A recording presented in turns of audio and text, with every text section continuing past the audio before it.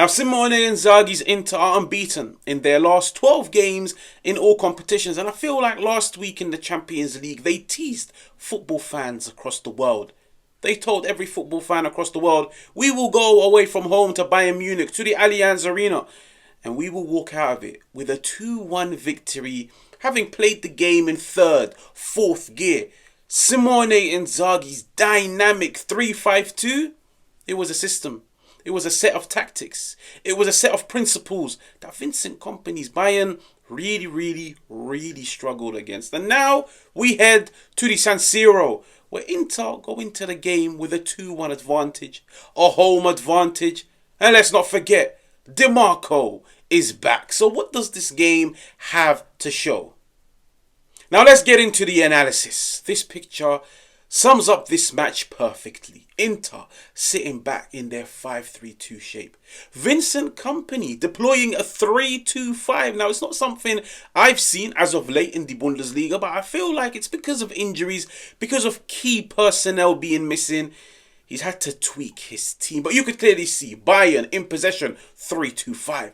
Inter out of possession, 5-3-2. Now, where is each team's advantage? Now, for Inter, it's the midfield. Because as we said, 5-3-2, they've got a numerical advantage in the midfield. They've got 3 midfielders against Bayern's 2. Because Bayern are more than happy to sacrifice a midfielder in order to have 3 centre-halves. Now, that's where Bayern's advantage is. Because you can see it in the numbers. 3-2-5, 5-3-2.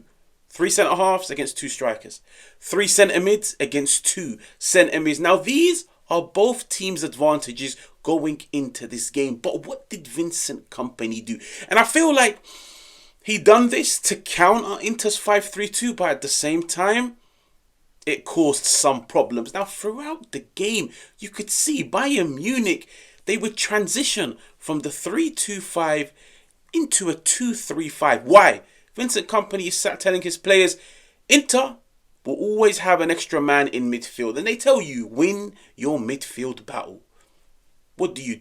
You either make Harry Kane drop deep in order to create a 3v3 in midfield, but then Inter have an extra defender, and that extra defender can shuffle across 2v1 on Elise. They can jump into midfield, occupy zones. Having an extra defender when defending, it's a massive boost. And when you're trying to score a goal, you don't want your number 9 dropping as deep as possible. So what Bayern Munich tended to do was you would see one of their defenders, and it tended to be Lima, inverting, joining the midfield battle. But guys, this is where the problem was for Bayern Munich. Now you can clearly see. So it goes from a 3-2-5 into a 2-3-5. Lima joining into the midfield. Now the midfield battle becomes 3v3. But let's look at Bayern's backline. You're now left with 2 centre-halves against Inter's 2 strikers.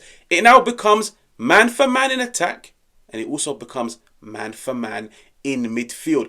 And where I feel like Inter came out on top is because Inter, they've just got the more physical profiles. When I look at the midfield battle, Kimmich, Lima, Goretzka against a Mkhitaryan, Çalhanoğlu, Barella, Inter, it's more physical. When I look at the strike force, Lautaro Martínez, Marcus Thuram against Kim Min-jae, Eric Dyer, come on, we all know the answer.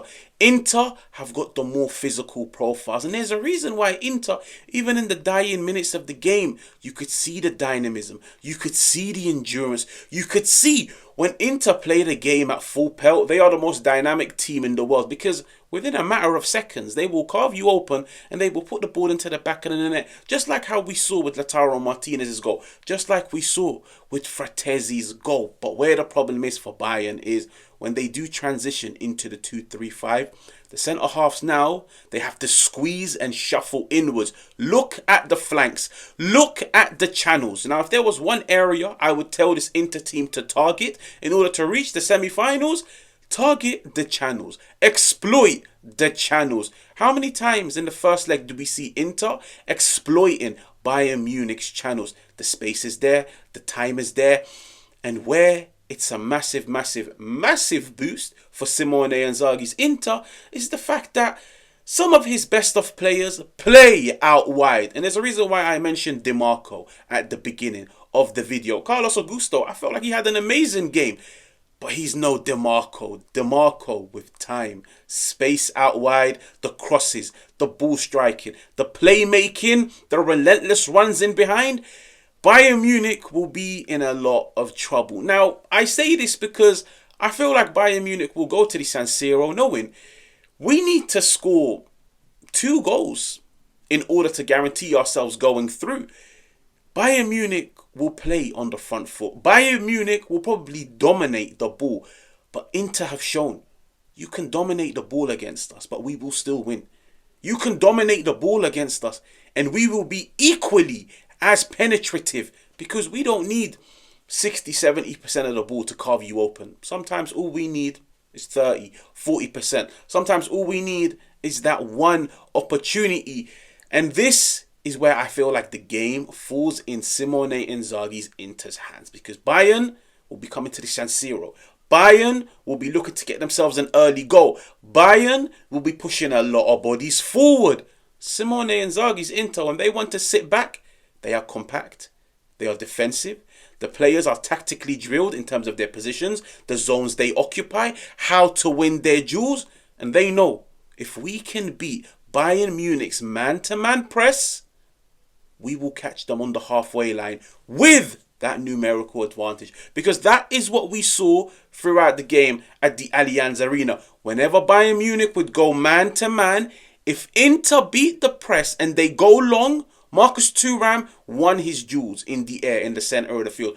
Lautaro Martínez was always there to carry the ball. Barella, Mkhitaryan joining in the attack. It was trouble. It was trouble for Bayern Munich.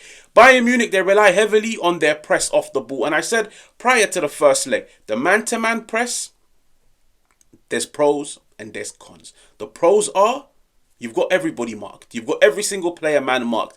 The cons, if one player loses concentration, if one player lets his man go, if you do not win the ball and the press gets beat, Inter have got the numerical advantage in midfield. If the centre-half has pushed forward, then Inter are man-to-man all over the field. And when you've got the physical profiles that Inter have, they will punish you, just like they did at the Allianz Arena. So, for me, it's due to be a blockbuster game. It really, really, really is. 2 powerhouses, 2 teams playing.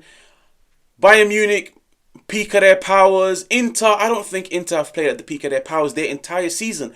But that's what makes them dangerous. The fact that, in my opinion, Serie A, Coppa Italia, Champions League, they've played it in 3rd gear. If this Inter team in the business end of the season can go from 3rd gear into 4th gear, or maybe even into 5th gear, this is a team to be feared. And I'm not saying this as a joke. I'm not saying this to try and get people on my side. No. When you've reached this far and you can potentially win the treble and you've played the entire season in 3rd gear, mamma mia, if you reach 5th gear, a lot of teams are in trouble. And for me, my prediction is, I feel like Bayern will get stuck in. They will dominate the ball, but I feel like Inter on the counter-attack, Inter exploiting the channels. Don't be surprised if Inter score similar goals to the ones they scored against the Allianz Arena. But in terms of the scoreline, I wouldn't be surprised if Inter go on to win this game 2-1 once again and make their way into the semi-final. Now, I'd appreciate if you guys can subscribe, hit the like button, make sure to let me know what you think in the comments, and I will catch you guys on another one.